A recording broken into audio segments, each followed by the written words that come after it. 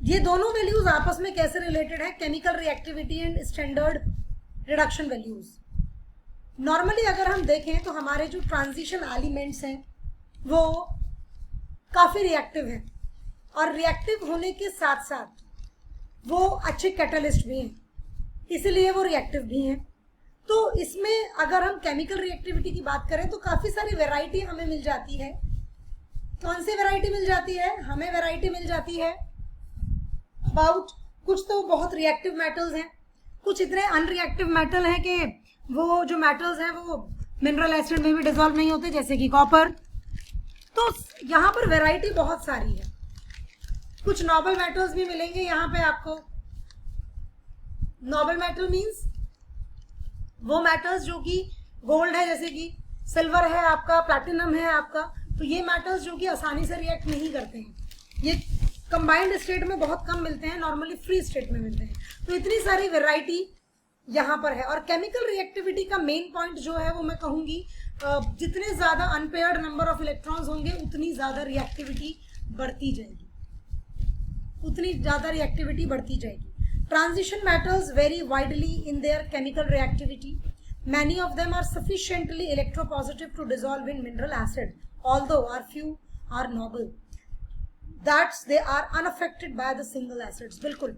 और इसीलिए हम क्या बनाते हैं? HNO3 and HCl का कॉम्बिनेशन बनाते हैं 3:1 रेशो में। HCl 3 रेशो में होता है, HNO3 1 रेशो में होता है, and that is known as aqua regia, which is used to dissolve noble metals. उसमें गोल्ड भी डिजोल्व हो जाता है इवन। तो एक नंबर का क्वेश्चन ये यहाँ से हो सकता है कि एक्वा रेगिया क्या है या उसकी कंपोजिशन क्या हो सकती है। This is about that. इसके साथ साथ अगर हम बाकी के मेटल्स की भी बात करें, जैसे कि वेनेडियम की बात करें, टाइटेनियम की बात करें, तो नॉर्मली ये जो मेटल्स हैं ये पैसिव मेटल्स हैं, बहुत ज़्यादा रिएक्टिव मेटल्स नहीं है, ठीक है, लेकिन सरफेस एरिया अच्छा खासा प्रोवाइड करते हैं। तो these are, vanadium is a good catalyst, vanadium एक अच्छा कैटलिस्ट है। इससे भी ज़्यादा अच्छा कैटलिस्ट निकल है, मैग्नीज है, क्योंकि जितने ज़्यादा नंबर ऑफ अनपेयर्ड इलेक्ट्रॉन होते जाएंगे उतनी ज़्यादा सरफेस एरिया आप बॉन्डिंग के लिए देंगे, and that is why that acts as a good catalytic agent या गुड कैटलिस्ट की तरह वो एक्ट करते हैं।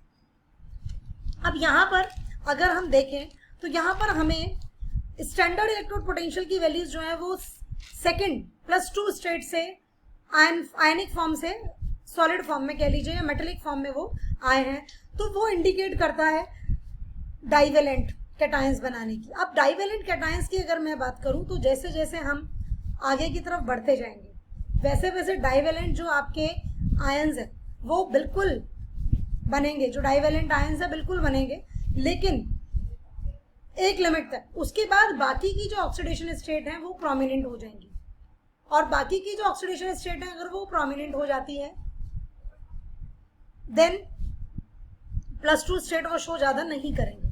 अब स्कैंडियम के बाद क्या आता है? वेनेडियम। वेनेडियम के बाद क्या आता है? बोलो।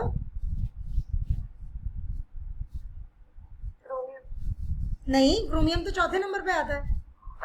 टाइटेनियम आता है, देन क्रोमियम आता है, देन मैग्नीज है, देन निकल है, लाइक दैट। सो जब भी आप कभी इन मेटल्स की +2 स्टेट की बात करेंगे तो +2 स्टेट अगर इस तरीके से आ रही है कि जो आपका d ऑर्बिटल है वो हाफ फिल्ड नहीं रह जा रहा है या उसमें 1-2 इलेक्ट्रॉन रह जा रहे हैं तो कोई प्रॉब्लम नहीं है। लेकिन अगर आपकी जो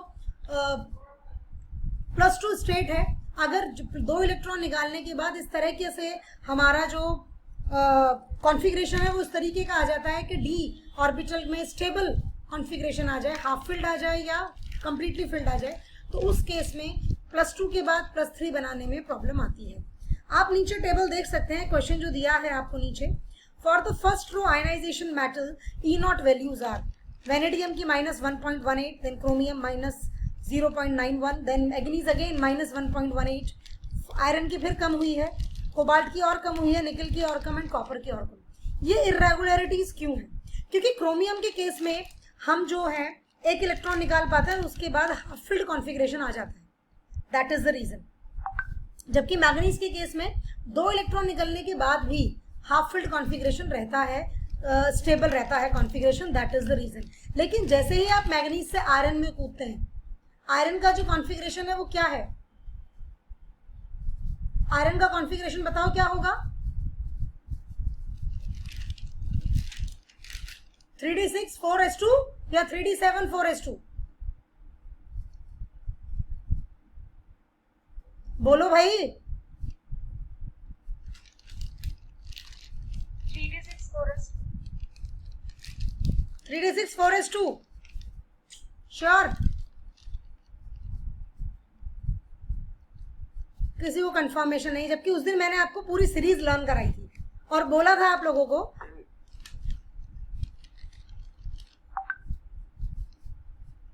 this is the configuration of iron, that is 3d6 4s2। तो आयरन जो है वो +2 एंड +3 स्टेट शो करता है, लेकिन +3 स्टेट के बाद अगर हम देखें तो आयरन का कॉन्फ़िगरेशन स्टेबल हो जाता है और उसके बाद अगर आप कोशिश करेंगे तो वो ज़्यादा एनर्जी लेगा। That is the main reason. वो उनके जो रीजन इस क्वेश्चन का है वो बेसिकली हम कॉन्फ़िगरेशन और उनकी आयनाइजेशन एंथैल्पी के बेसिस पर ही करेंगे, क्योंकि आयनाइजेशन एंथैल्पी भी हमारे कॉन्फ़िगरेशन पर ही डिपेंड करती है। अगर हमारा कॉन्फ़िगरेशन स्टेबल है तो आयनाइजेशन एंथैल्पी ज़्यादा होगी, और अगर हमारा कॉन्फ़िगरेशन स्टेबल नहीं है तो हमारी आयनाइजेशन एंथैल्पी ज़्यादा नहीं होगी। That is the main point. अगला क्वेश्चन है आपका, why is standard electrode potential value for Mn3+2 Mn+2 couple much more positive than Cr3 + Cr+2, और या आयरन का? इसमें भी फिर वही बात आएगी, कॉन्फ़िगरेशन की बात आएगी। जैसे ही आप मैग्नीज की बात करते हैं तो मैग्नीज में वैल्यू 3+ की ज़्यादा है, क्योंकि जैसे ही 2 इलेक्ट्रॉन रिमूव होंगे वहाँ पर स्टेबल कॉन्फ़िगरेशन आ जाएगा। और इन दोनों केसेस में जो है आपका जो है इसका मैग्नीज का जो है वो +3 ऑक्सीडेशन स्टेट जो है वो बहुत कॉमन नहीं है। Is it okay?